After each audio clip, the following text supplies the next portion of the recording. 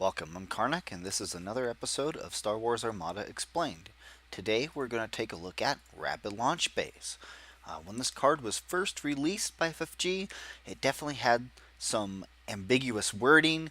It wasn't very clear. You could have interpreted it in a few different ways. That has been clarified by FFG. So this card is an upgrade for the offensive retrofit slot. How can you tell? Well, if you look at the card, the bottom left-hand corner of the symbol there, that is the offensive retrofit symbol. This card costs 6 points. The text on the card reads, Rapid Launch Bays. Before deploying fleets, you may set aside a number of friendly squadrons up to your squadron value to your ship card. And then it has a squadron effect, or squadron command, either that's the Squadron Dial or Squadron Token has been spent, which says for each squadron you would activate with this command, you may place one of your set aside squadrons within distance 1. It cannot move this activation. And let's go ahead and just jump right into the errata for this card, which says Rapid Launch Bays. When a ship with this card equipped resolves a squadron command, it can place its set aside squadrons up to the number it could activate during that squadron command. After the squadrons are placed, they can be activated one at a time as part of that squadron command, but cannot move. Placing a set aside squadron does not count as an activation, and it gives an example. A ship equipped with Rapid Launch Bays has a squadron value of 4, and it sets 4 B-Wing squadrons aside. During a later round, the ship resolves the squadron command from its dial and first chooses to place all 4 of the B-Wing squadrons. Then, the ship activates 3 of those B-Wings and 1 X-Wing that it's at its squadron activation range. The B-Wing squadrons can attack, but cannot move as part of that activation. So how does that translate into the game? Well, that's wrong button there, here we are. So I'm going to use this Imperial Star Destroyer as the example here. So before deploying fleet, so this is before either player places any ships down on the table, you say, hey, I'm using Rapid Launch Bays. I'm going to take these 4 TIE bombers and I'm going to set them aside next to the ship card.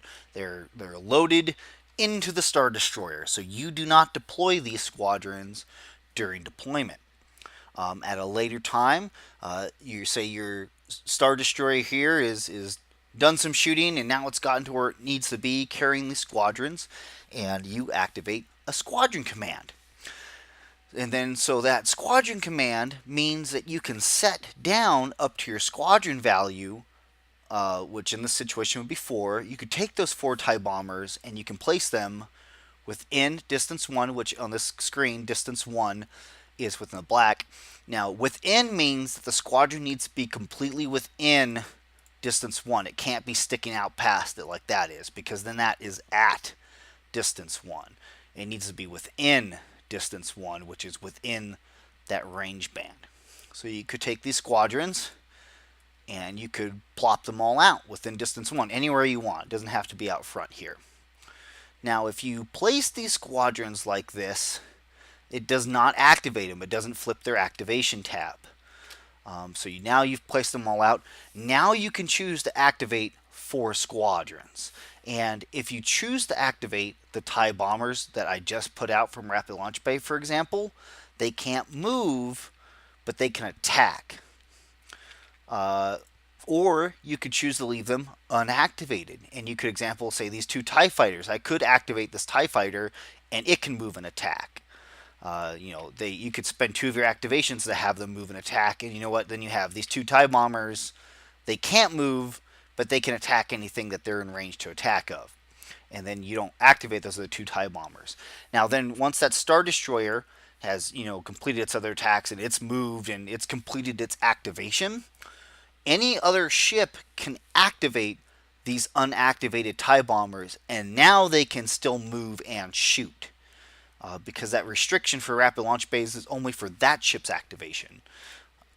So that is Rapid Launch Bays. Now there is one very unique situation with Rapid Launch Bays that can happen.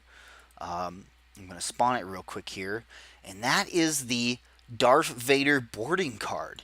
Now if somehow a ship with the Darth Vader boarding card manages to get to your ship and activates, which Darth Vader boarding card says when you reveal a command, you may discard a Squadron Dial. Is that a Squadron? I can't quite see the symbol that's on there. Let me see if I can zoom in and see. Is it a Squadron or is it a Concentrate Fire token? Well, whatever the token is, I can't quite make it out. I don't have my resource here, but I do believe it's, whatever token or dial that it is. It looks like it's a Concentrate Fire. But I'll double check that. I'll make a clarification in the video. But whatever it is, you discard that dial or token and this card to choose one enemy ship at close range. Choose and discard one non-commander upgrade card equipped to that ship. Meaning, if, like, for example, a Raider came up, because a Raider could equip this card, and he activated, and you had all 4 of these TIE bombers still docked in the rapid launch bay, if Vader nuked that card, if he made you discard that rapid launch bay, these 4 TIE bombers, poof, they're gone. They're destroyed. Because the card that they were equipped to is gone. It's no longer in play, meaning that those 4 bombers are now also gone. So that's an interesting mechanic there that, some people have already used to hilarious effect. But that is Star Wars Armada Explained for Rapid Launch Bays. Thanks for watching.